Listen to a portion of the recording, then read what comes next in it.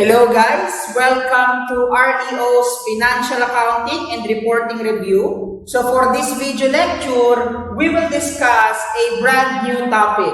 We will discuss earnings per share. So take note, earnings per share is governed by PAS 33 and the title of the standard is earnings per share. Actually, this topic is our last topic under Financial Accounting 2. So obviously, after this topic, ang pag-uusapan na natin ay FINAC 3 topics. So for our topic outline, dito sa unang lecture natin, pag-uusapan natin ang basic concepts behind EPS. Then we will discuss the two types of EPS. Nandiyan ang basic at diluted EPS. And then the last one is presentation and disclosure. So, wag na natin patagalin pa. Let us start our discussion. So, sir, what is earnings per share? Earnings per share represents the amount that an ordinary shareholder is expecting to receive as a return on investment. Sir, ang lalim naman ang definition na yun, sir. Pababawin mo so that I can understand. So, kaya siya tinawag na earnings per share from the name itself, earnings per share. So, ang nire-represent ng figure na ito o ng item na ito ay yung amount na matatanggap ng ordinary shareholders as earnings for every share na may hawak sila. Kaya nga tinawag na earnings per share. It is actually a profitability ratio. When we say profitability ratio, it is a ratio measuring the profitability of the shares. Gaano kalaki ang na-generate na earnings during the year nung shares na hawak nung shareholder. But take note, based from the definition, EPS applies only to ordinary shares. So, from the definition itself, ang binanggit lang doon ay ordinary shareholders. Kasi ang EPS ay nag-a-apply lamang po for ordinary shares.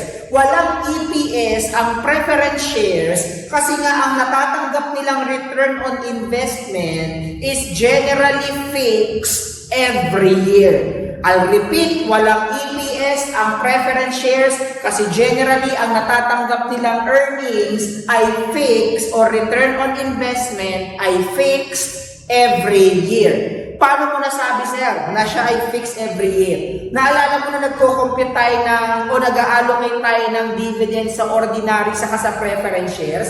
Di ba napapansin mo may percentage yung mga preference shares? Yung percentage na yon, yun yung guaranteed return or fixed return on investment nila every year. Na kumbaga yung 10% na yon, pag binultiply mo sa par value, yun yung kanilang fixed return or fixed share on the net income every year. Kaya walang EPS ang preference shares. Unlike ordinary shares, di ba ang portion lang naman na mapupunta sa kanila sa net income ay after mabawas yung mga entitlement ng preference shares. Kaya nga di ba, ordinary shares ang pinakatira sa lahat ng tira. Tama ba? Kasi silang dalawa equity item. Pero ang mas residual yung ordinary shares. Kasi ang napupunta lang sa kanya ay ang sobra. Kaya kung walang sobra, edi walang mapupunta sa kanya. Kaya that's the reason kung bakit nagko-compute ng earnings per share every year. Kasi nga taon-taon, nagbabago yung portion ng earnings o net income na na-allocate sa mga ordinary shareholders. Unlike preference shares na ang natatanggap nilang return on investment ay generally fixed every year. Ay wala, basic na naman sir. Totally understandable. And by the way, okay, according to PAS 33, EPS presentation is required. It is required for public entities. It is required for public entities. How about non-public entities, sir? ang non-public entities ay hindi required to present EPS. Ano lang sila, sir? Non-public entities are encouraged to present EPS. So, ang required na dapat magkaroon ng EPS disclosure or presentation every year ay public entities. Pag non-public entities, encourage lang, but not required. Sir, saan po pinipresent ng EPS? Yan ang pag-uusapan natin later on kapag nandito na tayo. Kapag nasa presentation and disclosure na tayo. I-take note mo lang muna na pag public entity, required. Pag non-public entity, encouraged to present earnings per share. Okay, last na, bago natin tapusin itong basic concepts. Pag-usapan natin ang uses ng earnings per share. Saan ba ginagamit ang earnings per share? Una, ginagamit ang earnings per share in assessing the value of the shares. The value of the shares. Okay, syempre, the higher the EPS is, the more profitability the shares are. At syempre, pag profitable ang shares, at mas attractive yon sa mga investor.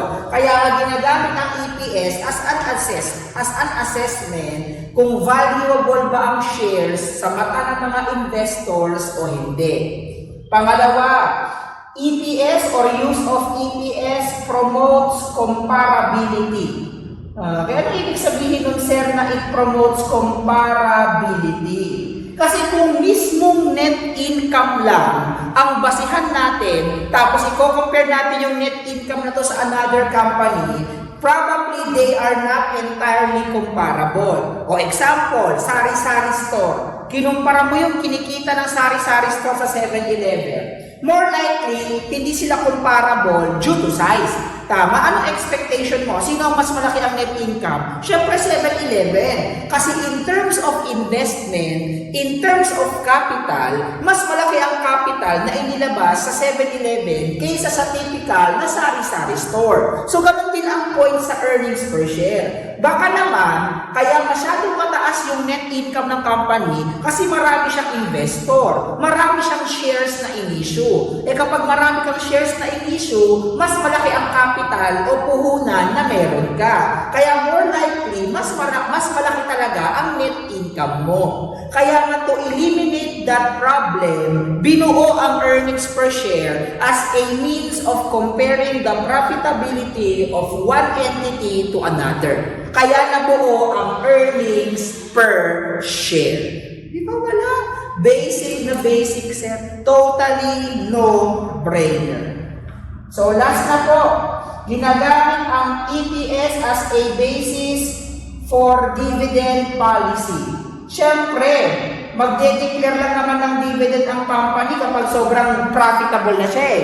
Remember, hindi basta-basta pwedeng magtago ng earnings ang company kasi masasubject sila sa improperly accumulated earnings tax. Kaya nga, di ba, kapag masyadong profitable ang company, talagang nagde-declare ng dividends yung mga yan para mabawasan ang RE balance nila. Kasi pag masyadong mataas ang RE balance mo, baka masubject ang company sa improperly accumulated earnings tax. Kaya nga, I'll repeat, ginagamit siya as a basis when and how much to declare as dividends. Wala. Basic na basic, sir. Walang ka-challenge ang basic concepts. So, this will conclude our discussion on basic concepts. So, on our next video lecture, pag-uusapan natin ang basic earnings per share. So, thank you so much for listening. See you on the next video lecture and God bless you all.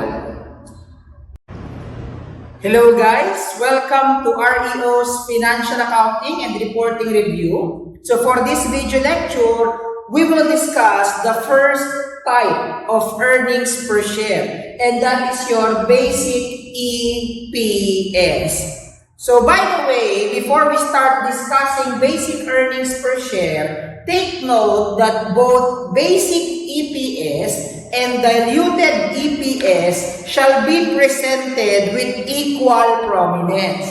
Kasi baka naman ang pine-present mo, for example, public entity ka, di ba required ka mag-present ng EPS? Baka basic EPS lang i-present mo. Generally, dapat basic saka diluted. So kung anong pinagkaiba nilang dalawa, later on, malalaman natin. Pero sa unang video lecture natin, ang focus natin ay basic EPS. Sir, how do we compute basic earnings per share? Kaya nga tinawag yan na basic kasi siya yung literal na computation ng earnings per share. Kaya nga tinawag yung earnings per share So yung salita earnings, ang nire-represent niya, net income. Tama ba? So ang basic EPS is simply net income divided by shares. Tama ba? Kasi earnings per share net income per share. So that is simply net income divided by the number of shares. Pero hindi siya ganoon kasimple. May konting complications lang. Konti lang naman. Okay, paano konti lang, sir? Sa numerator, kailangan mo muna siyang bawasan ng preferred dividends. Okay, kasi remember, ang kailangan natin net income ay yung net income attributable to ordinary shares. Kasi ang EPS nag-a-apply lamang po sa ordinary shares. So para makuha mo yung net income attributable sa kanila, you need to deduct first yung entitlement ng preferred shares. And their entitlement would be the preferred dividends. Kaya nga in terms of preferred dividends, ayan, ang deduction niyan ay depende kung cumulative ba ang preference shares o non-cumulative. Kapag cumulative, okay, ang ibabawas mo, what to be deducted. What to be deducted. Itaas lang natin na hindi pala kasya. What to be deducted. Kapag cumulative ang preference shares, ang ibabawas natin ay yung 1-year dividend. O for example, ang dineclare niyang dividend 100,000, pero entitlement niya taon-taon 120. So yung entitlement niya every year, yung ibabawas mo kapag cumulative. Next na pag-usapan natin, kailan siya ibabawas? When to be deducted. Kapag cumulative, whether declared or not. Whether declared or not, okay, whether declared or not. Yan, kita pa ba? Check ko lang ha. Ayan, kita pa naman. So whether declared or not, pag cumulative preference share, ibabawas siya in computing basic earnings per share. At ang ibabawas natin, 1-year dividend. Pag non-cumulative ang preference share, ang ibabawas natin yung amount ng dividend na dineclare. So meaning, kanina sa example ko, 100,000 ang dineclare, ang entitlement ay 120, pag non-cumulative, ang ibabawas mo yung 100. Kasi ibabawas lang naman siya kapag dineclare siya. When declared. Because if it is not declared during the year, then walang ibabawas na preferred dividends kapag siya ay non-cumulative. Okay, so kapag cumulative, whether declared or not, babawasan ng 1-year dividend na entitlement. Pag non-cumulative, magbabawas ka lang dyan kapag declared. And then ang ibabawas ng amount ay dividend declared. Diba? Napakasimple. Walang ka-challenge. Next, sa ilalim. So, dapat, alam naman natin, ang entitlement dapat o ang computation ng basic EPS ay ordinary shares outstanding. Also, ordinary shares outstanding. So, I think, alam niyo naman ang ibig sabihin ng outstanding shares, tama ba? Again ordinary po Yan. Ilagay ko na nga lang dito, ordinary shares outstanding. Ayan, baka ibang uso ang iniisip mo eh. So again, ordinary ang gagamitin natin kasi ang EPS pang ordinary shares lang. And when we say outstanding shares, it is issued plus subscribed minus treasury. Pero ingat lang, ang gagamitin natin ay WAOSO. Ayan, ano ang WAOSO, sir?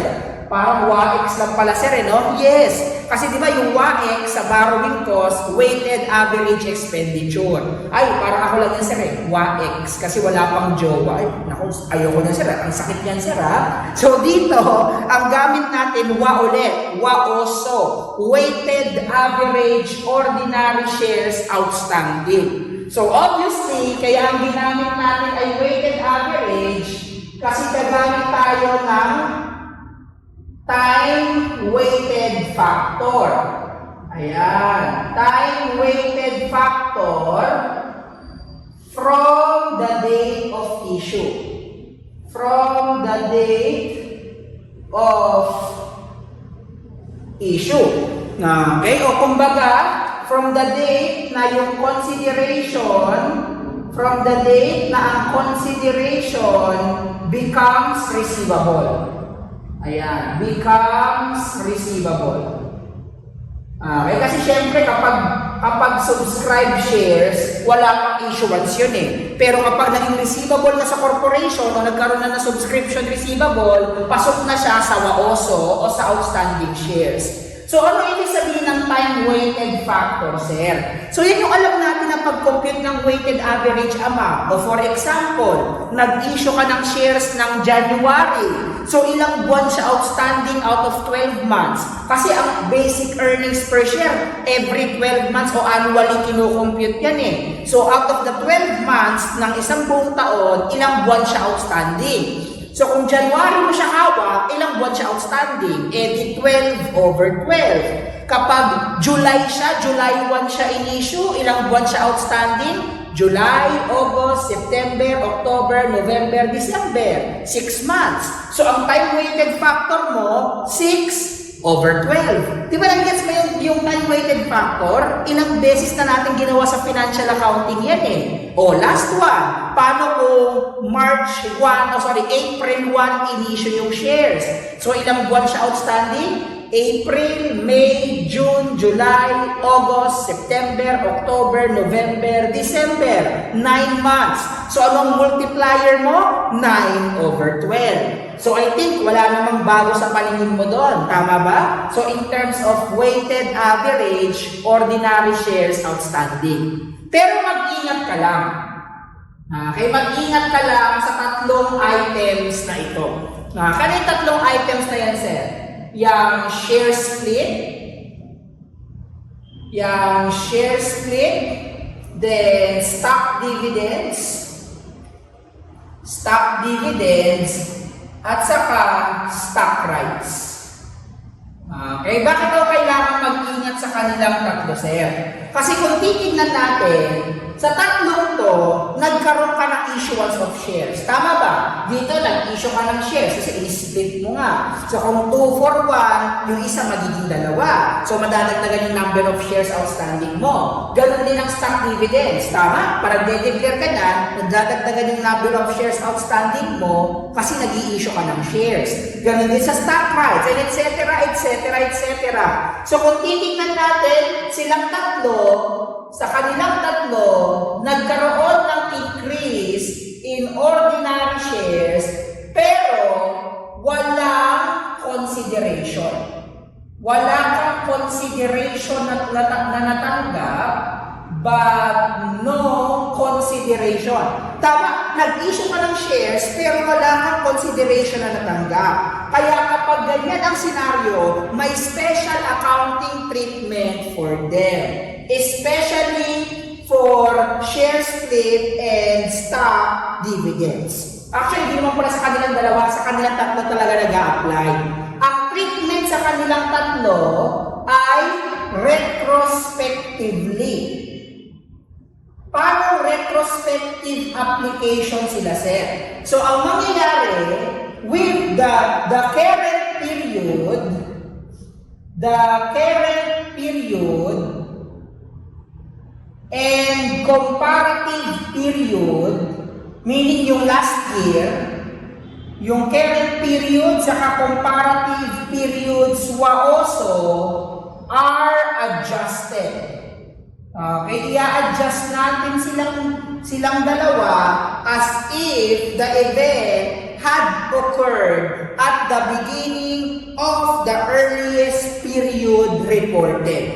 Sir, hindi ko naintindihan. Anong ibig sabihin nun? For example, let me give you an example. So, January 1, meron kang 100,000 shares na outstanding. So, ilagay ko dito, nag-issue ka ng 100,000 shares. Okay, pagdating ng April 1, ikaw ay nag-issue ng, let us say, 90,000 shares. Pagdating ng, let us say, July 1, nag-declare ka ng stock dividends na 10%. And then on October 1, nag-issue ka ng 100,000 shares. So ngayon, tatanungin ka magkano ang WAOSO. So to compute WAOSO, ganito ang gagawin mo kung hindi sinabi ko ng standard, malamang ganito ang gagawin mo. Ilan ang shares na in-issue mo? 100. Ilang buwan siya outstanding? Dahil January, 12 over 12. Ito, 90,000. Ilang buwan siya outstanding? 90 times 9 over 12. Tama, yan mo also dapat Dito, ay nag-declare ng stock dividends. As of that date, meron akong 190,000 na shares. So, 10% niyan, 19,000. Tama? Kasi 192 Ang outstanding shares as of that date, 190. Times 10%, 19. So, times 6 over 12. And then yung last one, 100,000 times 3 over 12. Pero actually, this is wrong. Bakit na naman ako mali, sir? Ang pangit Bakit na naman ako nagkamali, sir? Lahat naman ng sinabi mo, sinunod ko. Bakit na naman ako mali? Kung hindi mo iintindihin yung sinabi ng standard, ganito ang gagawin mo. Kasi madali na naman mag-compute ng WAOSO Yung number of shares times yung weighted average factor o time-weighted factor, which is ito lang naman yung time-weighted factor natin Pero ingat lang, sabi ko nga mali itong computation na to. Ang treatment ng standard, kasi ito, katulad nito, stock dividends, di ba ang stock dividends, walang consideration na natanggap dyan? Ang treatment daw dyan, as if nangyari o nag-occur ang stock dividends as at the earliest period presented or earliest period reported. So, ibig sabihin, as if yung 10% nangyari ng January 1. So, kumbaga, nire-retrospective application mo siya. So, ang tamang computation kapag ganyan ay, 100 times 1.10, yung 1.10 representing yung dagdag ng 10%, times 12 over 12. Ito, 90 times 1.10 times 9 over 12. Tapos yung July 1, wala na. Kasi nga as if wala siya, hindi siya nangyari dito, nangyari siya sa mga dates before it. Kumbaga, i-adjust mo lahat ng WAOSO before the date ng stock dividends. Kaya nga yung October 1, as is, wala kang gagalawin. Kasi nangyari to after magkaroon ng stock dividends. Yung i-adjust lang natin, yung prior period or prior dates na wala pa yung stock dividend declaration. So, palaging ganyan ang senaryo. Tignan mo kung kailan nangyari yung stock dividends o share split from that date pataas. Okay, lahat ng dates na yon i-adjust natin corresponding to the stock dividend declaration and your stock o share split declaration. Ganun din naman ang gagawin sa stock rights. Sa stock rights, ito yung tinatawag kasi nating adjustment factor. Ayan. Ang tawag dyan ay adjustment factor. So, yung adjustment factor na yan, nag-i-exist yan sa stock rights. Yun nga lang, sa stock rights, may kakaiba siyang computation ng adjustment factor. So, paano siyang dino-compute, sir? So, let me write it on the whiteboard. Kaso wala na tayong pwesto. Burahin ko lang muna, wala na tayong space eh. Di ba, walang ka-challenge? Sobrang basic lang pala. May tatlo lang pala akong kailangan tandaan dyan, sir. Pag-usapan natin yung stock rights. Again, yung kaninang 1.10, ang tawag doon, adjustment factor. Sa stock rights, paano ino-compute yung adjustment factor? Okay, so for stock rights, ang computation natin ng adjustment factor ay, ang adjustment factor is computed as fair value of shares right on, okay, divided by the fair value of shares x right. Ano ibig sabihin yan, sir? Computin mo raw magkano yung fair value ng shares na may kasamang rights. Di ba kapag merong on, katulad ng dividend on, ibig sabihin yung fair value ng shares may kasamang value ng dividends. So, ganoon ang ibig sabihin ng fair value of shares right on. Yung fair value ng shares may kasamang value ng rights. Ngayon, ang tanong, yung fair value of shares x right naman, sir, anong ibig sabihin? So, obviously, kabaliktaran ito. Pag sinabing fair value of shares x right, that is fair value of shares nang walang kasamang right. Now, the question is, how do we compute this one, sir? So, to compute the fair value of shares x right, ayan, napakadali lang computein yan. That is simply fair value of shares right on minus the theoretical value of the stock rights. The theoretical value of the stock rights. Okay, that is your fair value of shares x right. Pansinin mo pag sinabing fair value of shares right on, may kasamang value ng stock right. Eh di ang gawin mo, i-minus mo yung value ng stock right. Ito yung value ng stock rights. Para ma-compute mo yung market value ng shares nang walang kasamang stock right. Di ba? Common sense, sir. Logic. Di ba logic? May kasamang rights, eh ditanggalin mo. Pagkatanggal mo, eh di yung fair value, wala nang kasamang rights. Di ba? Walang ka-challenge. Yun nga lang, ito na. Yung theoretical value ng stock rights, meron tong computation. Okay, so paano ino-compute yung theoretical value ng stock rights, sir? Di ba, kung papansinin mo, sa earnings per share, ang medyo kakaiba talaga stock rights. Kaya madalang lumabas yan Parang may separate computation kasi talaga yan. Madalas, yung share split ang lumalabas sa stock dividends. So, paano ino-compute, sir, ang theoretical value ng stock rights? Actually, hindi ka naman na dito bago Na-discuss na natin to last time sa investment in equity securities. So, ang fair value ng stock rights or theoretical value ng stock rights is computed as fair value of shares right on minus exercise price or subscription price, okay, minus exercise price or subscription price divided by the number of shares needed, okay, needed to purchase the number of stock rights, the number of stock rights needed to purchase one ordinary share plus 1. Kaya yung plus 1 palagi yung constant. Kahit na anong mangyari. Eh ito, meron ka na, ayan fair value of stock rights right on. Ang exercise price, yun yung parang subscription price. Wherein ito yung price na ibabayad ng shareholder kapag i-exercise ng stock right niya. Nire-represent nito, kung naalala mo, yung fixed amount na babayaran ng shareholder pag bibili sila ng shares. Then ito, ang nire-represent nito, yung number of shares needed para makabili yung number of stock rights needed para makabili ng isang share. So kung sinabi ng problem, isang stock rights, isang share, edi 1. Kung sinabi ng problem, 3 stock rights para sa isang share, edi 3. Di ba? Napakasimple. Wala pa rin ka-challenge.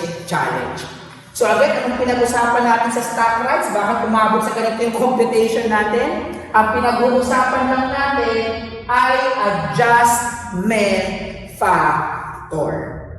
Okay? So take note that adjustment factor is applied only to outstanding shares before the exercise date. Kasi possible during the year nagkaroon talaga ng exercise ng stock rights eh. So before magkaroon ng exercise lang, ina-apply yung adjustment factor. Parang kapareho mo kanina sa stock dividends saka sa share split. Di ba kanina in-apply ko lang yung stock dividends doon sa mga dates bago mangyari yung stock dividend? Kasi after nun, hindi na natin in-apply yung 1.10. Kung naalala mo sa example ko kanina lang, kasi baka nakalimutan mo na eh. Yung 1.10, di ba hindi ko na siya in-apply doon sa October? In-apply ko lang siya doon sa dates before yung stock dividend declaration. Ganon din dito. I-apply ko lang itong adjustment factor na to, kung ano man yan, before yung exercise date ng stock rights.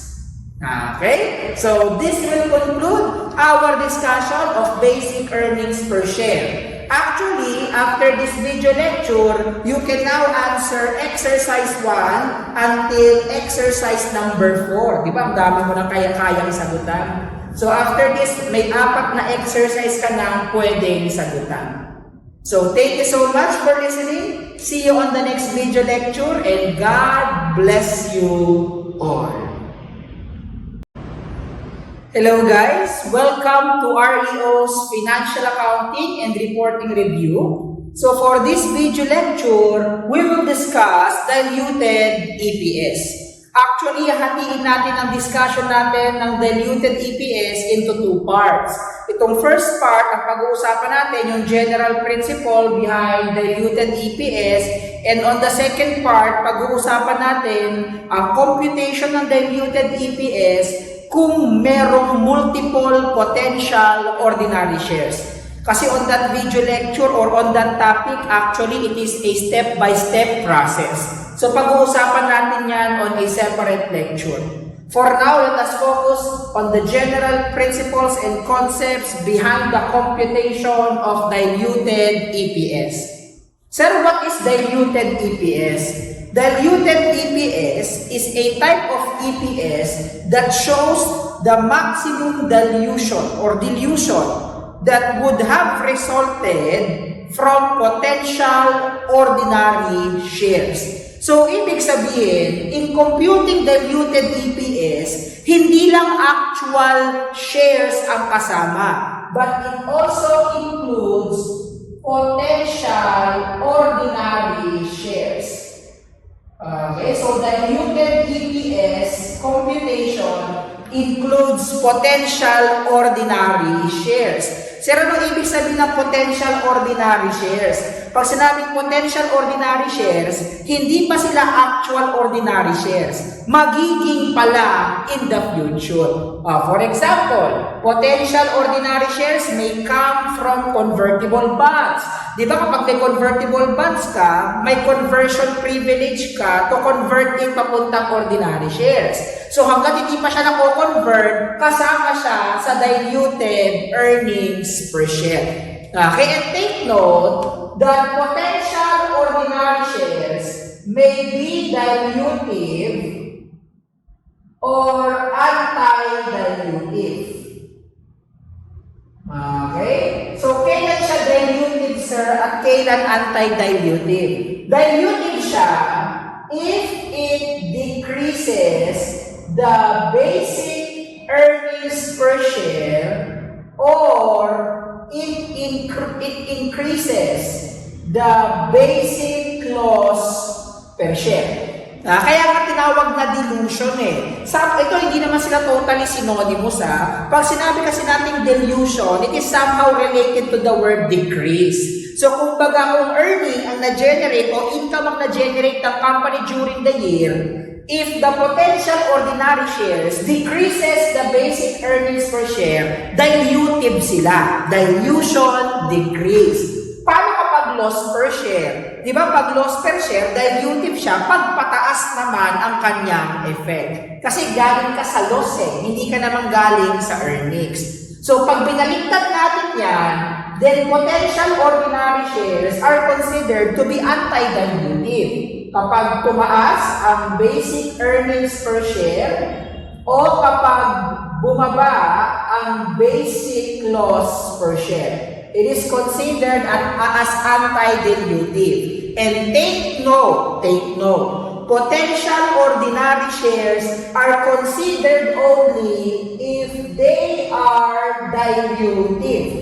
If their effect on the computation decreases the basic earnings per share, then they are considered dilutive. Doon lang sila kino-consider. That's the time that you will present diluted EPS.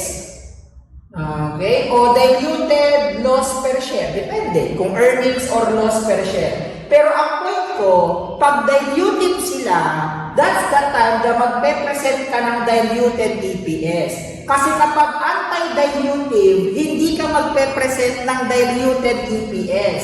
Ang ipe-present mo lang ay basic earnings per share. Kaya nga ganito ang diskarte sa problem solving. Kung for example, tinanong ka, how much is the diluted earnings per share? My advice is for you to compute first basic earnings per share. Kasi kapag nirekta mo siya sa computation, which is pwede naman, pwede ka kasing ma-deceive ng problem. For example, ang na-compute mong diluted earnings per share, 5 piso. Tapos, ang basic earnings per share, 4 na piso lang pala. So, hindi siya diluted. Kasi tumaas ang basic earnings per share mo o tumaas yung computation ng EPS. Siya ay anti-dilutive. Kapag ganon ang scenario, hindi mo ipe-present yung 5 piso. Ang ipe-present mo as diluted EPS ay 4 na piso pa rin. Kaya sa multiple choice, kahit diluted EPS ang tinatanong, ang isasagot mo basic EPS pa rin. Kasi hindi ka magpe-present ng diluted EPS kasi siya ay anti-dilutive. So maliwanag ba ako dun sa statement kong yun? Kino-consider lang ang potential ordinary shares if they are dilutive. Meaning, if they will decrease the basic earnings per share or increase the basic loss per share. Otherwise, you will not present it. Ang ipe-present mo pa rin ay basic EPS. Kaya nga para malaman mo kung anong effect niya, mag-compute ka muna ng basic EPS even though ang tinatanong ay diluted EPS. Diba wala? Basic na basic, sir. Dilution, dilute. Ang dilute is somehow related sa word na decrease, kaya decreases basic earnings per share. Kasi kapag pasin mo yan, nagagawa kita ng timeline.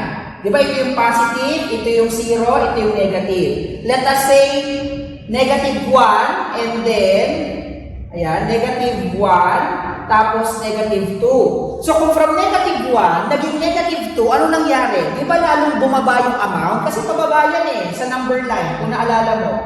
Di ba yung 1, 2, 3, negative 1, negative 2, negative 3. So kung from 3, naging 2, tama, bumaba. Sorry.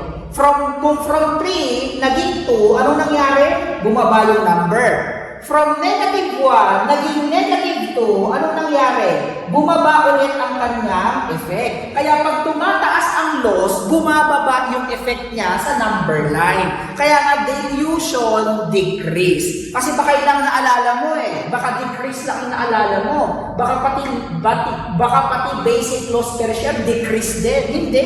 Pag basic loss pataas. Kasi the higher the amount of loss, the lower the amount is. Tama ba? Yan ang turo sa atin ng algebra. Kung naalala mo yung number line na yan. I think tinuro natin first year high school, if I may remember. Di ba yung basic algebra na yan? Ewan ko lang ngayon, baka algebra pang grade 1 na pala.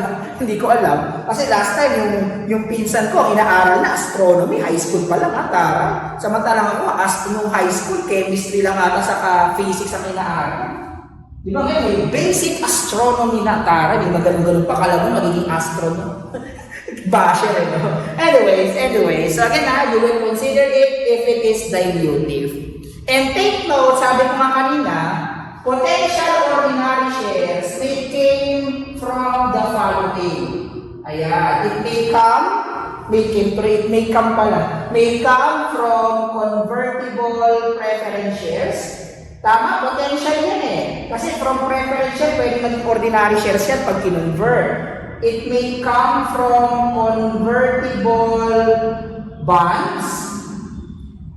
And the last one, it may come from options and warrants. Option and warrants. Okay. So ngayon, sir, paano ba kino-compute ang diluted EPS? Okay, actually, in computing diluted EPS, in computing diluted EPS, we will use, in computing diluted EPS, we will use the as-if method. Ano yan, sir? As-if method na yan.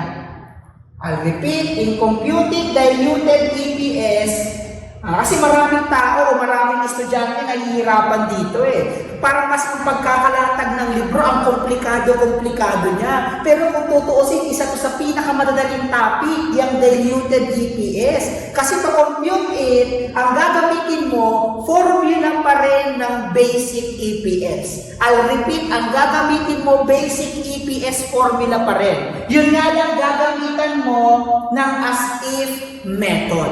Anong as-if method?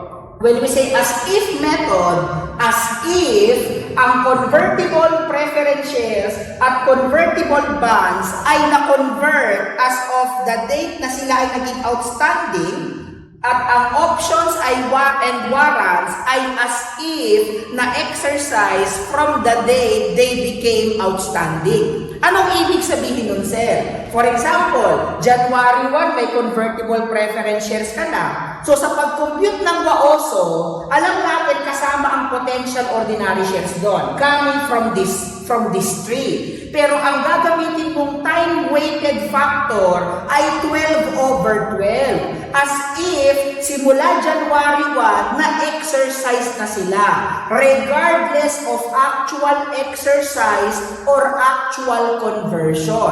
O let me elaborate that one. Let me go back to my example. Kasi alam naman natin, for example, may convertible preference share ka raw noong January 1. Ang mag-generate nito, 100,000 na ordinary shares.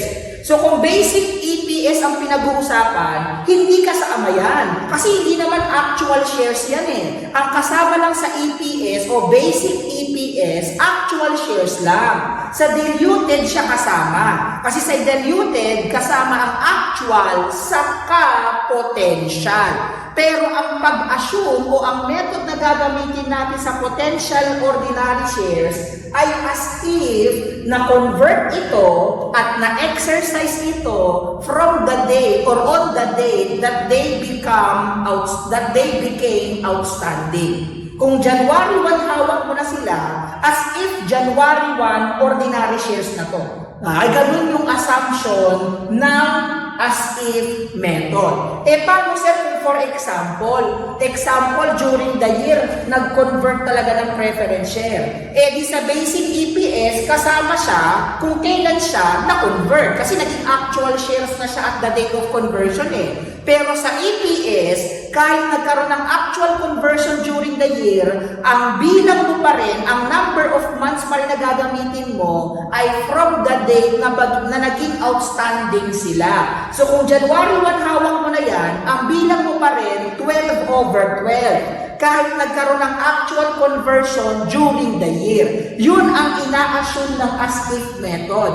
As if naging ordinary shares itong mga to from the date na sila ay naging outstanding. Regardless, I'll repeat, regardless kung merong actual conversion during the year o wala. Okay, so again that is your as-if method. Kaya nga, kung magkukumpute tayo ng diluted EPS, isa-isahin natin itong tatlong to, mapapansin mo yun lang ang parang basihan ng formula yung as-if method. Yan lang ang basihan. So let us compute Pausapan natin paano inucompute ang diluted EPS nilang tatlo. Mapapansin mo yun lang pala yung sir, as-if method. Okay, so unahin natin ang convertible preference shares. Okay, so number 1 ay convertible EPS. Convertible preference shares. Ang diluted EPS niyan ay computed as net income divided by weighted average actual plus potential ordinary shares. Actual plus potential ordinary shares. Pansinin mo, hindi ba hawig ng basic EPS yan na formula? Tama ba? Ano lang ang nawala? Wala ka nang binawas na preferred dividend. Tama? Bakit wala kang bakit wala kang ibabawas na preferred dividend? Kaya ka walang ibabawas na preferred dividend kasi nga as if hindi na siya dumaan sa pagiging convertible preference shares. As if naging ordinary shares siya. So kung naging ordinary shares yan during the year, meron pa bang ma-declare na preferred dividend? Hindi ba wala? Kaya nga tinanggal siya sa computation. Kasi nga as if na-convert na siya from the date na naging outstanding siya. So kung January 1 hawak mo na siya, as if January 1 ordinary shares na siya. So ibig sabihin, walang dividend declaration during the year. Gets yun. Kung bakit siya ay minus. Pero ingat lang. For basic EPS computation, for basic EPS kasi pag basic EPS, actual ang basihan natin. For basic EPS computation, ibabawas ang preferred dividends ng convertible preference shares kung na-declare sila bago magkaroon ng actual conversion. Kasi kung nagkaroon ng actual conversion during the year, bago mag-declare ng preferred dividend, parang imposible yon. Kasi kung na-convert na sila, di wala ng preferred dividend, wala ng basihan for dividend declaration. So maliwanag ba tayo doon? For basic EPS purposes, kailangan na-declare ang dividend bago ma-convert talaga to. Kasi pag hindi na-declare siya at na-convert to, wala rin ibabawas na preferred dividend sa basic EPS. Pero sa diluted EPS, na-convert man o hindi na-convert, hindi magbabawas ng preferred dividend. Kasi nga ang assumption, from the moment na naging outstanding ito, naging ordinary shares na kagad siya. As if method. Di ba? Basic, yun lang pala yun, sir. Napakadali. Sa totoo lang, as if method lang ang kailangan mong tandaan. O pangalawa, convertible bonds. Convertible bonds. So for convertible bonds, ang formula ng ating computation ng diluted EPS ay net income minus preferred dividend. Siyempre, magkahiwalay ang convertible preference sa convertible bonds Sabi ko nga parang basic EPS lang to. So you will go back to the original computation. Then divided by weighted average actual plus potential ordinary shares. Pero hindi pa tapos ang computation. Kaya meron ka pang ipa-plus. Plus interest expense after tax. Bakit ko i-add back ang interest expense after tax? Ito, imagine mo to. Kung January 1, hawak mo na yung convertible bonds at susundin natin yung as-if method, then as if January 1, yung convertible bonds mo, hindi na convertible bonds. As if siya ay ordinary shares na. So kung January 1 pa lang, ordinary shares na yan, meron pa bang interest expense na kukomputin during the year? Kung as-if method, wala na. Ang problema sa basic EPS, pag sinabing net income, nabawas ko dyan Tama ba? Nabawas ang interest expense to compute this one So kung gusto natin i-reverse yung effect nun, i-add back mo siya. Bakit i-add back? Kasi nga i-assume natin as if naging ordinary shares siya January 1. So imagine mo na lang. So kung may convertible bonds ako yung January 1, tapos naging ordinary shares na yon, ibig sabihin, wala na akong bonds payable ng January 1 pala. So kung wala na akong bonds payable ng January 1, dapat wala akong interest expense from those bonds. Ang problema, ang ginamit mong amount, actual amount. Kasi as if lang naman to Lahat ito as if lang. So kung actual to, nabawas ang interest expense dyan. Ang ina-assume ko nga, as if wala akong interest expense kasi wala na akong bonds simula umpisa. So dapat ko siyang i-add back. Siyempre, after tax. Kasi net income is an amount after tax as well. Diba, napaka-basic? Sobrang common sense. Paulit-ulit lang yung concept. As if method, as if. As if naging ordinary share sila from the moment they become outstanding. Diba, napaka-simple. Pangatlo, options and warrants. In computing the diluted earnings per share ng options and warrants, that is simply net income minus preferred dividends, then weighted average actual plus potential ordinary shares. Pansinin mo, sa kanilang tatlo, options and warrants lang ang walang tama sa numerator. Tama ba? Pansinin mo, convertible bonds, may tama sa numerator sa denominator. Sa numerator, dapat may preferred dividend, pero inassume natin na dapat ordinary shares na siya, so tinanggal natin. Dito, may tama sa denominator, may tama rin sa numerator. Kasi nga, inassume natin na wala na tayong bonds, naging ordinary shares na siya, kaya in-add back natin yung interest expense.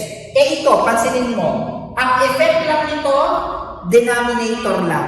Tama ba? Kaya nga, sa kanilang tatlo, ang pinakamataas ang dilution o ang pinaka-dilutive, ang most dilutive sa kanilang tatlo ay options and warrants.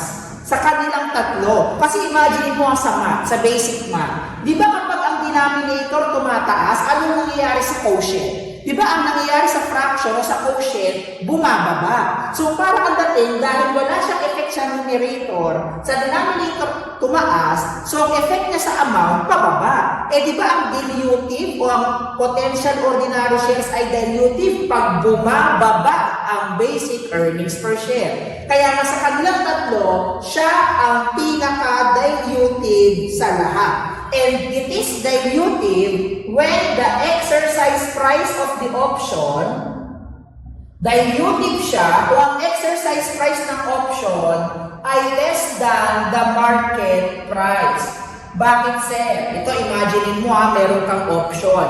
Kaya nga option ang holder may karapatan pero walang commitment o obligation to buy shares in the future. Karapatan o option lang. So meron akong option na bumili sa'yo, corporation, directly ng 100 pesos per share. Pag bibili ako sa stock market, ang presyo niya 120. So anong mangyayari? Kapag ganyan, saan ka bibili? Dito na sa korporasyon kasi mas mura doon. Kaya kapag in-exercise mo na siya, automatic, tataas yung denominator. Pero walang effect sa numerator, making it dilutive. So siya ay dilutive kapag ganito ang senaryo. Otherwise, it is anti-dilutive. Pag baliktad to, it is anti-dilutive. Di ba wala? Basic na basic. And last na, in computing potential ordinary shares, we will use the recommended method of PAS 33, and that is treasury method. So to understand what is treasury method, pag-uusapan natin ito later on sa exercise. Kasi mahirap siya ipaliwanag by just giving the formula itself. Magandang meron ka nakikitang figures or amounts. Pero ingat lang, ang potential ordinary shares ay ina-average lamang up to the date of exercise. Kapareho siya ng rights. Kung naalala mo yung rights sa basic EPS. Kasi pare-pareho itong tatlong to rights, option, warrants. Ang pinagkaiba lang, ang option warrants, may consideration ng inisyo mo. Ang rights, walang consideration. Pero in terms of effect sa WAOSO, ang pag-compute ng WAOSO nito, ang pag-compute ng WAOSO is up to the date of conversion lamang or up to the date of exercise. So kung January 1, hawak mo na to, tapos nagkaroon ng exercise na October 1, ang bilang ay 9/12. Kahit January 1 mo siya hawak. So ganun yung magiging effect niya, parang kapareho nung sa rights.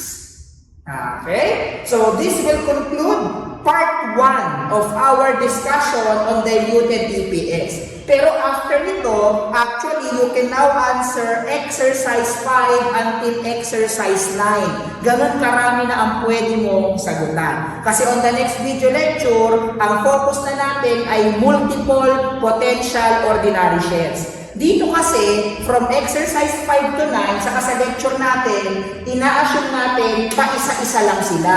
Paano kung magkakasama silang tatlo? Paano kino-compute ang diluted EPS? Okay? So again, thank you so much for listening on our video lecture. See you on the next one, and may God bless you all. Hello guys! Welcome to REO's Financial Accounting and Reporting Review. So for this video lecture, we will continue our discussion on diluted EPS. So on this lecture, pag-uusapan natin paano computein ang diluted EPS if there are multiple potential ordinary shares. Meaning when there are two or more instruments generating potential ordinary shares. Kasi kung mapapansin mo from our previous lecture, ina-assume na paisa-isa lang sila. Meron ka lang either convertible bonds, convertible preference shares, options, and warrants. Paano kung sabay-sabay pareho meron niya? Lalo sa problem solving. Paano kino-compute ang diluted EPS? So according to PAS 33, if that's the case, ang sabi ng standard, you need to select combination. You need to select combination of securities. Combination of securities. Okay, resulting to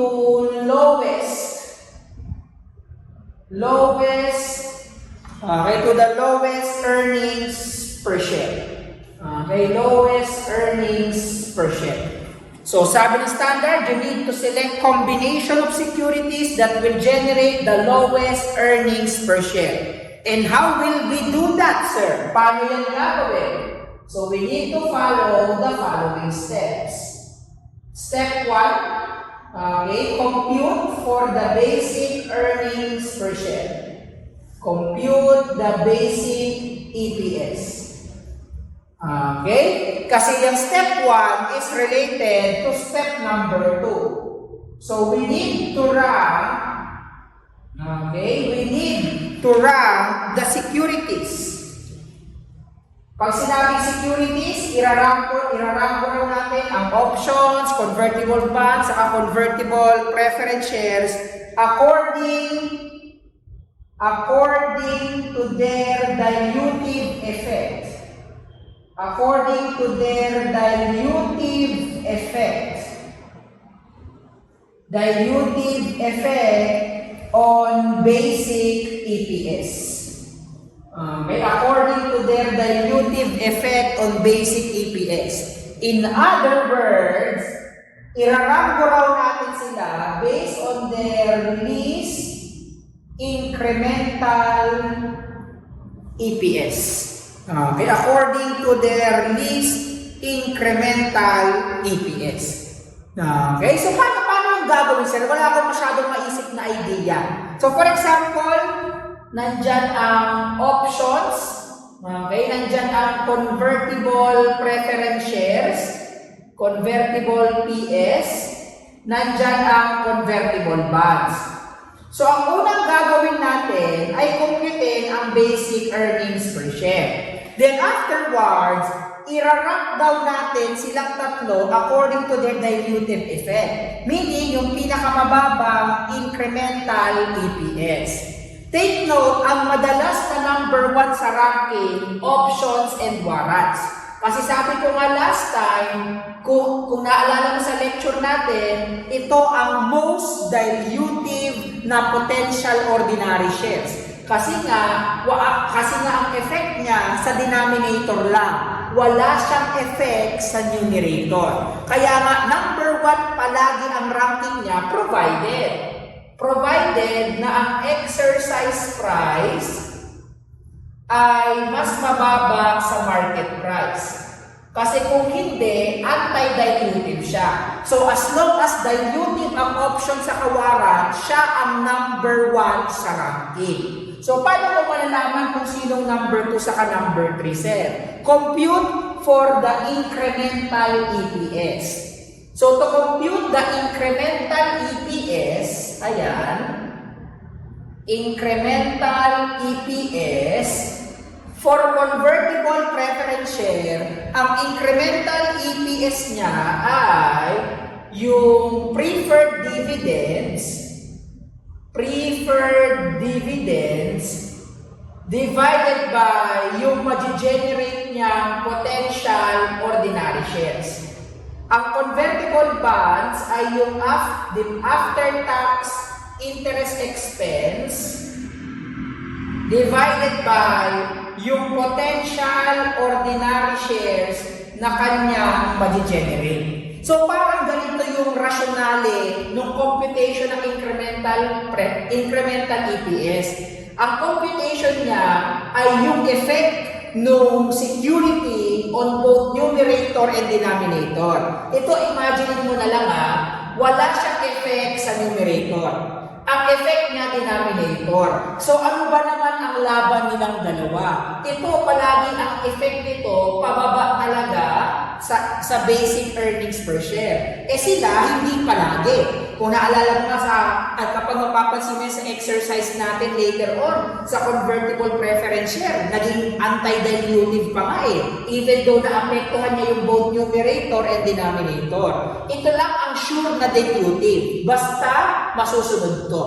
Ito lang yung questionable kung number 2 o number 3 sila. You need to compute this. Kasi nga ito, yung formula for incremental EPS. Na ang concept lang ng incremental EPS, kukumputin mo yung impact niya on both numerator and denominator.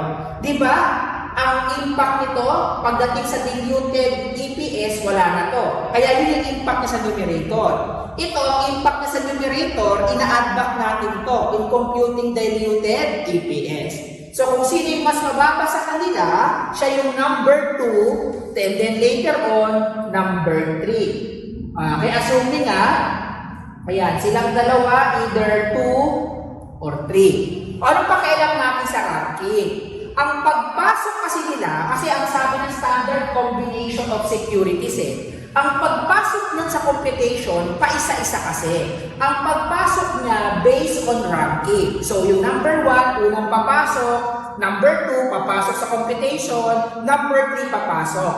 If on any time, tumaas ang EPS, the computation shall stop. So kung ano yung updated EPS sa computation, yun na ang diluted EPS under multiple potential ordinary shares. For example, ito example lang. Example lang po ito assuming ang basic EPS ay 4.50. Nung pinasok yung option, ayan, kasi di ba ipapasok mo siya based on ranking, pinasok si number 1, si option. Naging ang EPS 4.44. Wala pong problema. Kasi mas malamang bababa talaga yan. Kasi siya ang pinaka-dilutive eh. Pinasok, let us say, si convertible preference share. Assuming lang to hindi ko sinasabing siya yung palaging number 2 either sa kanilang dalawa. Pero example, siya yung number 2. Ang nangyari naging 3.98. So walang problema. Now, 3.98 bumaba pa rin. Pagpasok ng convertible bonds, ayan, nung pinasok ng convertible bonds, naging 4.12. Kapag yan, sabi ko nga kanina, if on any time, pag tumaas ang EPS, automatic the computation shall stop. So, ibig sabihin, yung convertible bonds, anti-dilutive. So, ang diluted EPS ay 3.98. Okay, so mag-i-stop na ang computation. Paano kung sa convertible preference share pa lang, sir? Naging 4.47. Kung ganyan, the computation shall stop again. Kasi tumaas Kailangan pababa lang siya ng pababa. Para pala to, sir, para pala siyang spaghetti. Yun nga lang, pababa lang ng pababa. Hindi pwede tumaas. Dahil mong joke siya, wala namang kwenta. O again, kung naging 4.47, stop ka na ulit. So, ang sagot na, 4.44. So, ganun yung strategy natin in computing diluted EPS for multiple potential ordinary shares. So, again, ipapasok mo siya based on ranking. At ang ranking ay based on incremental EPS. Kaya mahalaga na compute mo muna for step number 1 yung basic EPS. Okay? So, this will conclude our discussion for multiple potential ordinary shares. On the next video lecture, actually last video lecture na, pag-uusapan natin ang presentation and disclosure. So again, thank you so much for listening. See you on the next video lecture and God bless you all. Hello guys! Welcome to REO's Financial Accounting and Reporting Review. So for this video lecture, we will discuss our last subtopic and that is presentation and disclosure. So pag-uusapan natin saan ba natin dapat i-present ang basic sa diluted EPS. So basic and diluted EPS, okay, shall be presented. Okay, so saan dapat sila ipe-present? Kapag ang kinukumputan mo ng basic at diluted EPS ay income from continuing operations, so ang presentation niyan dapat ay sa face or sa income statement. Take note hindi statement of comprehensive income income statement po. Kasi hindi natin pinukumputan ng basic at diluted EPS ang OCI, net income or profit or loss lang. Kung mapapansin mo sa formula natin, palaging net income lang ang gamit. Kaya sa income statement siya pine-present, hindi sa statement of comprehensive income. So mapapansin mo ibang income statement sa statement of comprehensive income pag nasa financial statements na tayo. Paano sir kung income from discontinued operations? Saan siya ipe-present?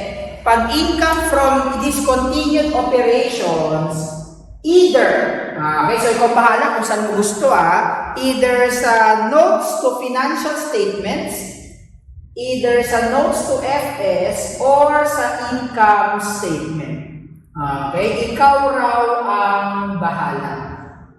Okay, and take note. If an entity, okay, kung ang entity ay nagpe-present ng conso FS saka separate FS, ayan, dapat daw ang diluted saka earnings per share shall be presented only on the basis of consolidated information. So, I'll repeat. Kapag nagpe-present siya ng conso FS saka separate FS, take note, the basis is consolidated information. consolidated info. Meaning, ang gagamitin mo, consolidated net income, ang gagamitin mo, consolidated WAOSO, so dapat siya ay consolidated. And if ever, na pinili mong mag-present, okay, dyan mo raw pinresent, yung consolidated earnings per share o yung earnings per share based on consolidated information, kailangan i-present mo raw sa face ng income statement pa rin. Okay? Sa face ng income statement pa rin. Kasi ito, ipe-present if ever sa consolidated income statement. Okay? So again, these are the presentation and disclosures requirements. These are the presentation and disclosures requirements. Nagsasabi mo sir? Disclosure requirements under PAS 33. Okay, so akalain mo yun, natapos natin tong topic na to na walang ka-challenge. Sobrang basic. Mapapansin mo parang nag-divide, nag-times lang tayo dito. Mapapansin mo rin sa exercise yun. Walang ka-challenge to sa totoo lang. Yung diluted, mukhang mahirap lang yan pero hindi. Just use the as-if method. Okay, so thank you so much for listening. See you on the next video lecture and God bless you all. Hello guys, welcome to REO's Financial Accounting and Reporting Review. So for this video lecture, we will discuss exercise number 1. So sa exercise 1, ang focus natin ay computation of basic earnings per share. So we will just apply what we have discussed previously sa ating concept discussion. Okay, so let us read the requirement of exercise number 1. So the requirement is for you to determine Gumamela's basic earnings per share to be disclosed on its current year financial statements. So let us read the given information. Gumamela Company has the following equity instruments which are outstanding all throughout the year. So take note pag sinabing outstanding all throughout the year, it means January 1 pa lang, hawak mo na itong na-issue mo na itong instruments na to or outstanding na itong instruments na to until December 31. First, 7,500 10% cumulative preference shares issued and outstanding with par value of 10 pesos per share. Pangalawa, 10,000 12% non-cumulative preference shares issued and outstanding with a par value of 8 pesos per share. At pangatlo, 20,000 ordinary shares issued and outstanding with a par value of 5 pesos per share. Gumamela declared the following dividends during the year: 10,000 on cumulative preference shares, 12,500 on non-cumulative preference shares, and 15,000 to ordinary shares. Dividends on preference shares are on arrears for 2 years as of December 31, 2022. Gumamela Company reported a net profit after tax of 300,000. So again, ang requirement for exercise 1 is to compute your basic earnings per share. Kaya alam naman natin na ang ating formula to compute basic EPS is basically net income. Okay, basically net income less preferred dividends divided by your WAOSO or weighted average ordinary shares outstanding. Tama, your WAOSO. So in terms of your net income, walang ka-challenge to. Basic EPS. Binigay na yung net income ng problem Tama ba ako? Binigay na yung net income ng problem. And based on the problem, ang net income natin ay 300,000. Okay. Ngayon, pag-usapan natin yung preferred dividends. Kasi in terms of your preference shares sa problem, dalawang uri ng preference shares natin.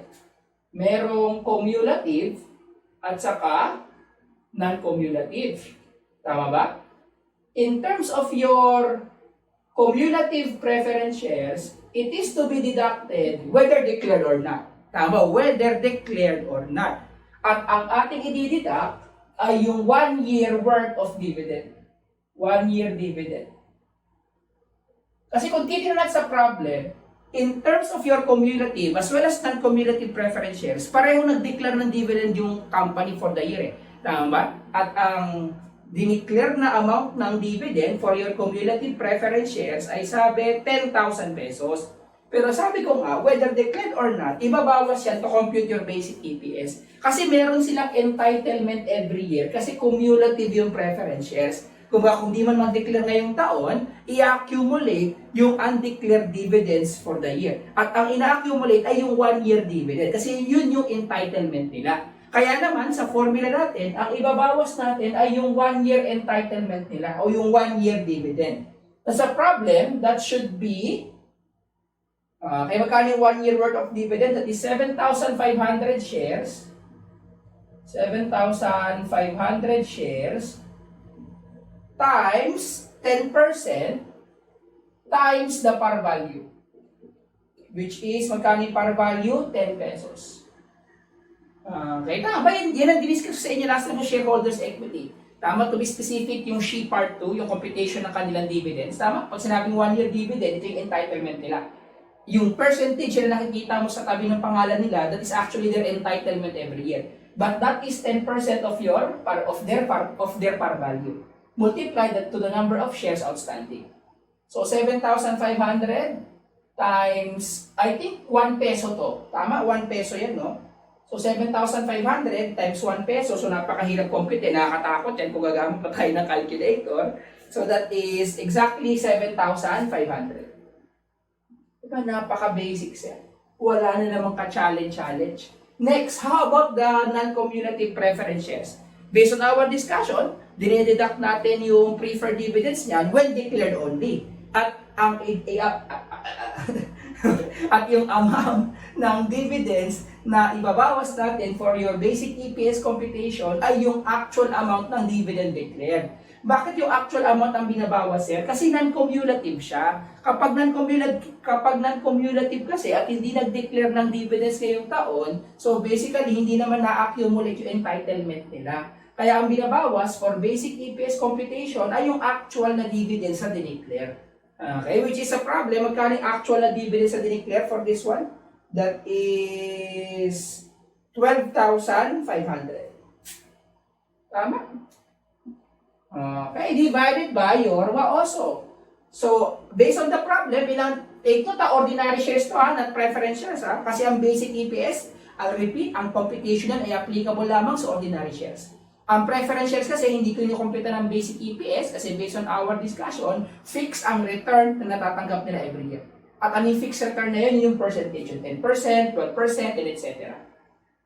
Okay? So, based on the problem, may 20,000 shares ka na outstanding all throughout the year. So, kung outstanding all throughout the year, edi later on, matututunan natin sa exercise number 2 yan, to compute your WAOSO, that is simply 20,000 times 12 over 12. Kasi out of the 12 months during the year, 12 months din siya outstanding, kaya 12 over 12. Edi parang ewan lang yun, ang denominator mo lang din ay 20,000.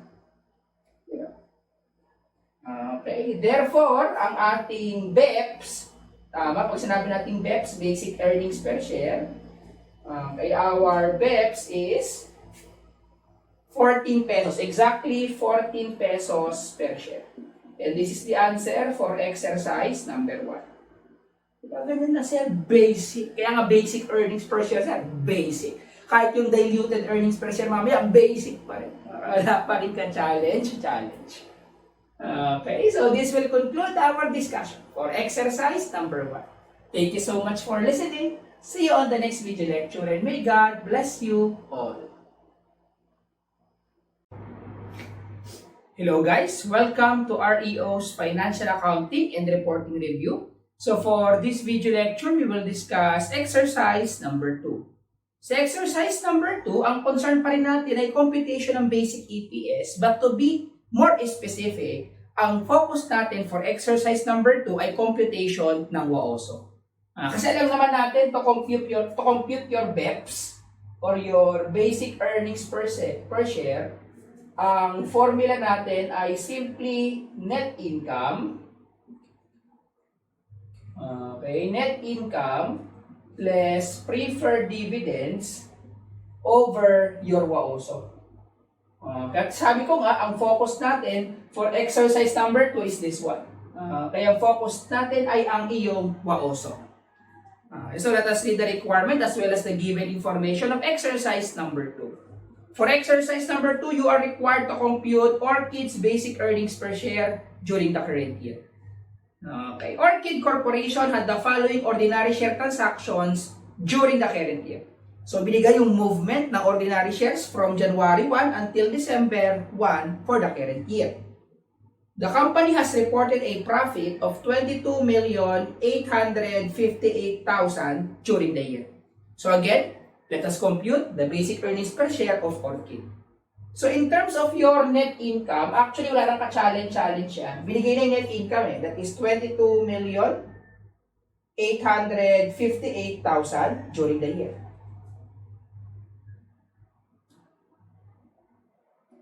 Tama, 22,858,000. Binigay na. So, in terms of preferred dividends, wala namang preferred dividends na binagit ang problem So, ang kulang na lang natin basically ay ang iyong WAOSO. Tapos, okay na tayo for exercise number 2. Okay, so let us compute your weighted average ordinary shares outstanding. So, basically, pag sinabi natin WAOSO, i-account natin lahat ng movement ng iyong outstanding shares. Kayo lang naman yun I-account na natin yung movement ng iyong outstanding shares. Yun nga lang, kailangan siya ay time-weighted. Pag sinabing time-weighted, i-multiply mo siya sa number of months outstanding siya divided by kung ilang buwan ba meron sa isang taon, which is 12. For example, January 1. Okay, January 1. Magkano yung shares outstanding natin? 400,000. So, from January 1 to December 31, ilang buwan outstanding yan? That is 12 over 12. Okay, so kung tutusin, ganyan lang kasimple dapat yung computation. 400,000 times 12 over 12.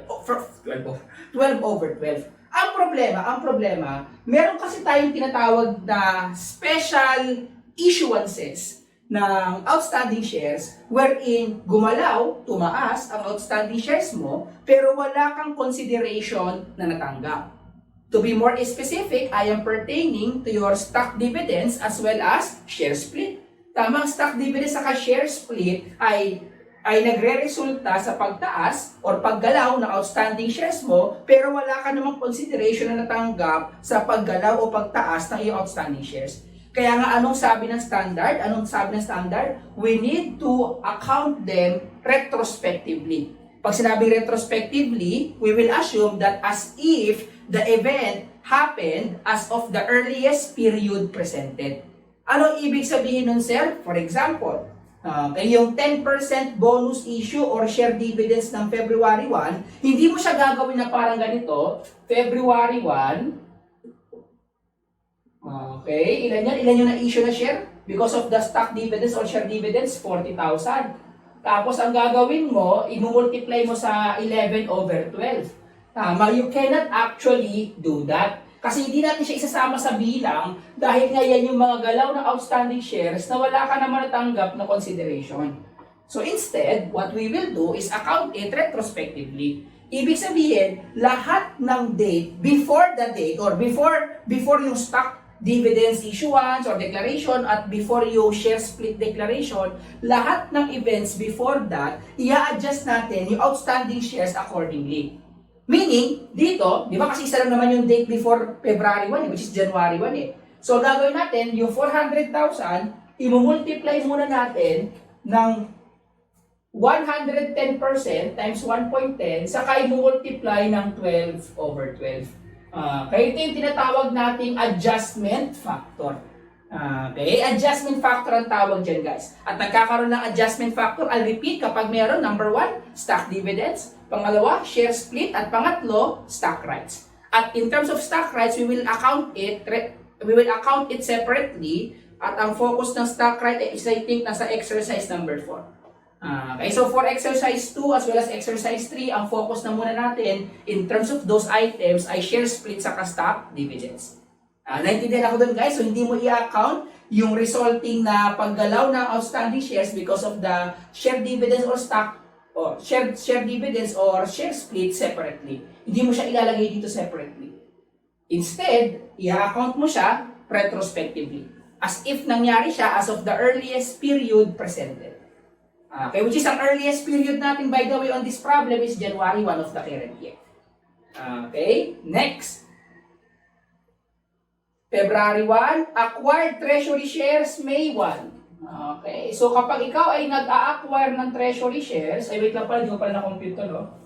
Okay, supposedly, this is 400,000 times 1.10 times 12 over 12. Wait, so calculator ko. Times 1.1. Oops. Okay, that is 440. Okay, supposedly 440 yan. Okay, wait ka lang muna. Next is May 1. May 1, nagka-acquire ka ng treasury shares na 24,000. So, supposedly, hindi mo yung multiply sa 1.10 yan. Kasi nangyari yan after no share dividends declaration. So ang gagawin mo na lang ay i-multiply mo na lang yan doon sa kanyang, doon sa kanyang averaging, sa time weighting. Which is from May 1 to December 31, ilang buwan yun? January, February, March, April. Kapag ganyan guys, binabaliktad ko yung bilang. Instead na magbibilang ako from May 1 to December 31, ang bibilangin ko na lang from January to April kasi mas mabilis. Kasi ilang segundo rin yung matitipid nyo eh. Instead na May, June, July, August, September, mas mahaba eh. Ilang segundo yung lilipas eh. Pero kapag binaliktad mo, from January ka magsisimula, mas mabilis. So January, February, March, April, kasi May 1 to. So 4 na buwan ang lumipas. So ilang buwan siya outstanding? Edi 8 months. O, i-multiply mo sa 8 over 12. Okay, mas mabilis siya kapag ganun guys. Okay, mas mabilis. So supposedly ang lalabas diyan, ay 24,000 times 8 over 12. That is 16. Supposedly, tapos i-minus mo yun. Kasi ang acquisition of treasury shares will result to a decrease on your outstanding shares. Basic pa rin, sir. Understandable pa rin. Next. Issued shares for cash. Okay, June 1. Ayan, June 1. Nag-issue ka ng shares for cash. O siyempre, ang resulting effect niyan ay increase sa iyong outstanding shares. So, June 1, that is to be multiplied by 7 over 12. Ayan. Next ay August 1. August 1. Nag-issue ka ng shares ulit. 120,000 multiplied by 5 over 12. Okay? And then, ang next na date na, September 1, this time, nag-issue ka o nag-declare ka ng 2-for-1 share split. So again, pag share split, hindi natin i-account separately. Hindi ka maglalagay dito ng date na September 1, tapos ilalagay mo yung kung ilan mang shares ang may issue niya. Sabi ko, that should be accounted for retrospectively. Meaning, lahat ng dates before niyan, or before nung date na yan, kailangan lahat ng issuances ay i-multiply by 2. Okay, kasi 2 for 1 eh. So yung isa mo magiging dalawa. So mamumultiply by 2 lahat ng issuances, including yung January 1. Okay, kaya kasi sinasabi ko for the meantime, 440 saka 16,000 yan, pero to be specific, i-multiply ba to by 2, saka siya i-multiply sa 12 over 12. Kaya ang technique sa pag-compute ng WAOSO, i-account mo muna, hanapin mo muna sa given data, lahat ng share split saka stock dividend declaration. Para at least kapag nagko-compute ka na ng per month, hindi ka na malilito, mamumultiply mo na sila sa tinatawag na adjustment factor. Kaya ito yung tinatawag na adjustment factor guys eh. So may mga items, minsan dalawa o tatlo, higit pa yung adjustment factor, may iba na isa lang. Depende kung kailan nangyari yung transaction. Basta ang gagawin mo, i-account mo lang yung stock dividend sa share split retrospectively, meaning sa lahat lang ng items or dates before that date, before the date of the share split saka date of stock dividends. Kaya nga kanina, di ba? Kung mapapansin mo, ang minultiply lang natin sa 1.10 January 1. Kasi yan lang naman yung date before February 1 na share dividend declaration. Pero yung susunod, yung share split, which is September 1, lahat ng dates before September 1. From January to August. I-account natin, i-multiply natin by 2. Okay? Kaya nga pagdating dun sa last item, December 1, nag-reissue ka ng treasury shares. Okay? Nag-reissue ka ng treasury shares worth 12,000. Yung 12,000 ayan, hindi natin i-multiply by 2. Kasi yan nangyari siya after ng date of stock dividend share split. Kaya ang gagawin mo, i-multiply mo lang yan daan sa ating time waiting. Kung gaano siya katagal outstanding, which is 1 month na lang, over 12. Kaya na-gets guys kung paano ina-account siya retrospectively. So again, we can now finish our computation. This is 880,000. Next, yung May 1, that is 32,000. Okay, pa-minus kasi ang effect na acquisition ng treasury shares ay decrease sa outstanding shares. Next, yung susunod ay 70. Next, yung susunod ay 100,000. Tama ba? Okay, let me double check this one. Medyo alanganin ako dito. 120 times 2 times 5 over 12. Okay, 100,000 nga. Tapos yung pinakahuli, that is 1,000. Therefore, ang iyong waoso ay magkano? Ang ating waoso ay 1,019,000. Okay, double check ko nga yan. 880 minus 32 plus 170 plus 1. Okay, 1,019,000. Eh di madali na lang to. Ayan. Meron pa ng net income na 22,858,000. Just divide it by 1,019,000. So 22,858 divided by 1,019,000. So ang lalabas ay 22.43 pesos per share. Okay, so this is the answer for requirement or exercise number 2. Your basic EPS is 22.43 pesos per share. Diba? Wala pa rin ka-challenge. Meron lang tayong bago natutunan dito, which is yung computation ng waoso, pero basic pa rin. Yung pag-compute ng mga 12 over 12, 8 over 12, ginagawa na natin previously sa ibang topics yan eh. Kahit na sa ibang subject ng board, kahit sa ibang board exam subject, ginagawa natin yan. Diba? Kaya hindi bago sa paningin natin yan. Ang bago na sa paningin natin, yung adjustment factor. So again, remember ang ina-account lang natin o ang binibigyan natin ng retroactive or retrospective effect in terms of share dividends and share split ay yung date before mangyari yung share dividends saka share split. After that, hindi natin bibigyan yun ng adjustment factor. Just like this one, in December 1. Walang adjustment factor yan kasi yan yung date kung saan after na mangyari yung stock dividend at saka yung share split declarations. Okay? So this will conclude our discussion for exercise number 2. So thank you so much for listening. See you on the next video lecture and may God bless you all.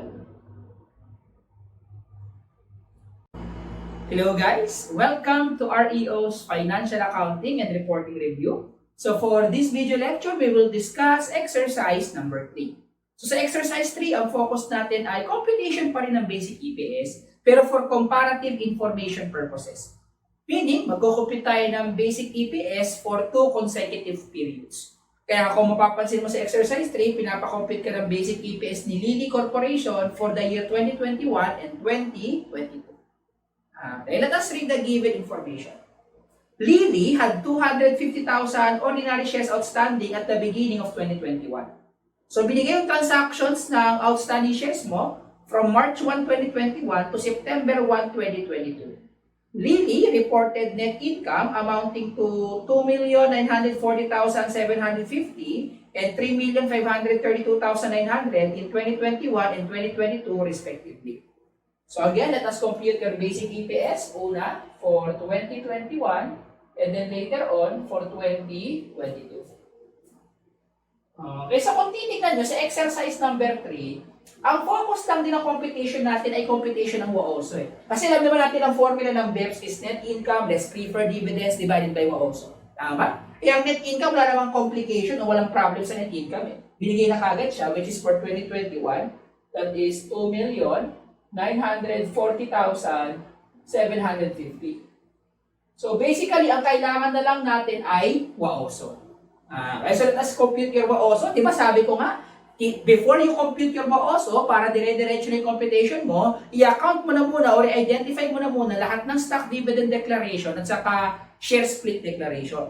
Sa problem natin, ilang beses nagkaroon ng stock dividend declaration? Isa lang naman, no? July 1, 2021. Tapos share split, June 1, 2022. Okay, so madali na lang yan, sir. Unahin natin January 1. Okay, January 1, yan nga yung share outstanding mo. That is 250,000. Tama ba? Multiplied by your stock dividend declaration, which is 20%. So, i-multiply natin ng 1.20. Tama? Tapos, supposedly, ito na madalas ikakamali estudyante. Dinediretso nilang multiply by 12 over 12. O, sir, wala namang mali dyan, sir. Ito yung amount ng outstanding shares, o ito yung amount ng FX outstanding shares, multiplied by the adjustment factor, multiply doon sa ating time weighting factor, o yung ating weight factor, which is 12 months siya outstanding out of the 12 months of 2021. O, anong mali dyan, sir? Most of the time, nakakalimutan i-multiply by the effect of your share split, which is a problem. Ang share split declaration ay 3 for 1. So, i-multiply mo muna yan by 3, saka mo i-multiply ng 12 over 12. What the? What? Ano nangyari dyan, sir? Bakit i-multiply by 3 yan? In 2022, nangyari yung share split, hindi naman 2021. Take note, according to the standard, in terms of retrospective application, sabi niya as if the event happened as of the earliest period presented. So, pag sinabing earliest period presented, kung kailan ka nagpe-present, okay, hanggang dun i-account yung effect nung share split at saka stock dividend declaration. Meaning, kahit na 2022 nangyari yan, dahil nagpe-present ka ng information ng 2021, i-account mo yung effect niya. I-account mo yung effect niyan hanggang 2021. Kaya i-multiply natin siya ng 3, saka natin i-multiply ng 12 over 12. So clear tayo dun guys ha, kasi pag sinabi mo as of the earliest period presented, it does not necessarily mean na palaging January 1 of that year. Paano kung nag-present ka tulad dito, comparative information? Hindi 2022 lang ang pinipresent, pati 2021. E di i-account mo siya retrospectively hanggang 2021. So clear tayo dun guys ha, clear tayo dun. As of the earliest period presented. Yun ang sabi ng standard. Okay, so ang lalabas po dyan ay that is 900,000. Wala, basic pa rin sir. Napakadali pa rin. Next date is March 1.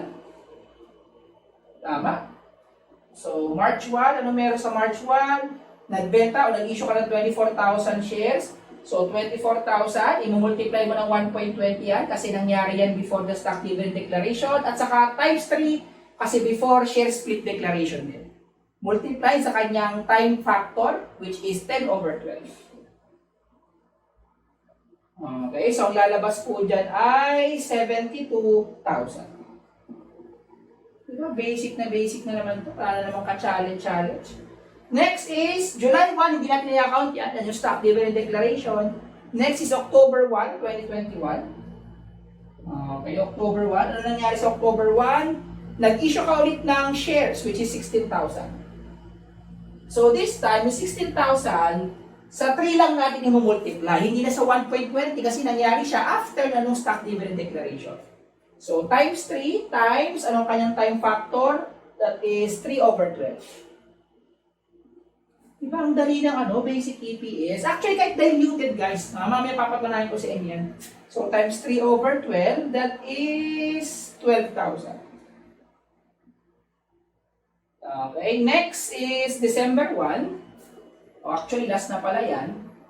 Ano nangyari sa December 1? Nag-purchase ka raw ng treasury shares, 15,000. So, yung 15,000, i-multiply lang din natin sa 3, hindi na sa 1.20 kasi after na yun na stock dividend declaration. Times 1 over 12. So, ang lalabas po dyan ay 3,750 but this time, pa-minus. Okay, kasi ang effect ng acquisition ng treasury shares sa outstanding shares ay decrease. Kaya naman, ang iyong WAOSO for 2021 is how much? That is 980,250. Okay, so ilalagay mo yan dito, 980,250. Kaya naman, ang iyong basic EPS, which is the answer for 2021, is exactly 3 pesos per share. Okay, 3 pesos per share. So, ito po ang sagot natin for 2021. Diba, basic, walang kahirap-hirap, pang-elementary set. Ang bago lang natutunan natin dito ay ito, yung times 3. Tama, kailangan pala i-account siya simula umpisa, as of the earliest period presented. Kasi kung i-present ko lang 2022, di hanggang January 1, 2022 lang. Pero dahil nag-present tayo ng 2021, di hanggang 2021 natin i-account yung retrospective effect niya. Kung mag-present ka ng 2020, hanggang 2020 yun if ever. Okay, as of the earliest period presented. Next, 2022, naku, madali na lang to sir, gets ko na.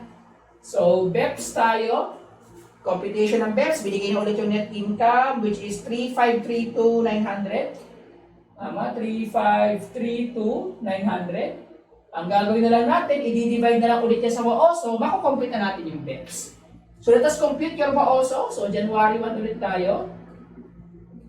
Okay. So, wag mo akong sasagutin na ang January 1 na ilalagay mo amount dito ay 982.50. Take note, this is absolutely wrong. Hindi yan kini-carry over, guys. Kasi ang WAOSO computation is per year computation. If ever na mag-extend ka next year, ito na nga, 2022, ang ilalagay mong January 1 balance ay yung actual amount talaga ng outstanding shares mo. Hindi yung WAOSO. Kasi yung WAOSO gawa-gawa ng accounting yan eh. For basic earnings per share computation. Ang ilalagay mo dito, to compute the WAOSO of the next year, ay yung actual balance talaga ng outstanding shares mo for that year, or as of that date. Which is as of that date, magkano yung actual balance ng ating outstanding shares? Di ba nagsimula tayo ng 250? 250, no, wait lang, wala pa rin yung computation ko. Ayun. 250 plus 24, tama? 250 plus 24, that is 274. Tama ba? Tapos anong sunod na nangyari? Nag-issue ng stock dividends. So, i-multiply mo yung 274 sa 1.20. Sumabay kayo sa computation ha. So, magkano na yung balance as of July 1, that is based on my computation, 328.8. Next, nagkaroon o nag-issue ng shares na October 1, 16,000. So, plus 16,000. Okay, so plus 16. And then, nag-declare o nag-acquire ng treasury shares na 15,000. So, minus 15. So, dapat, ang balanse, ang balanse ng ating outstanding shares as of that date should be 329,800. Okay, so lalagay mo dito, 329.8. Okay, so clear tayo dun guys, kasi bagong taon na to eh. New computation na ng basic earnings per share to. So basically, ang lalagay mo dyan yung actual amount. Kasi katulad dito, if ever ba na magko-complete ka ng 2021 na basic EPS, ang ilalagay mo dito yung WAOSO ng 2020, di ba hindi? Yung actual balance ng outstanding shares ang nilalagay dyan. Okay, saka nga yung magko-compute ng WAOSO. So, to compute WAOSO, i-multiply mo to by 3 muna. Tama? Bakit i-multiply by 3? Kasi i-account yung effect ng share split. And then multiply this one by 12 over 12. So, ang lalabas ko for January 1 ay 989,400. 989,400. Okay, next is, ano next date for 2022? June 1. Hindi pala June 1 kasi June 1 nga pala nagkaroon ng share split. Sorry, September na pala. So, dalawang dates lang pala to. September 1 ba? Tama, September 30. September 1. So, nag-issue ka ng 60,000 shares. So, this time, hindi na po i-multiply by 3 ito dahil nangyari ito after na ng share split declaration. So, i-multiply mo na lang sa time factor yan, which is 4 over 12. Okay, so ang lalabas po dyan ay 20,000. Exactly 20,000. Therefore, ang WAOSO ng 2022 ay magkano? That is 1,09,400.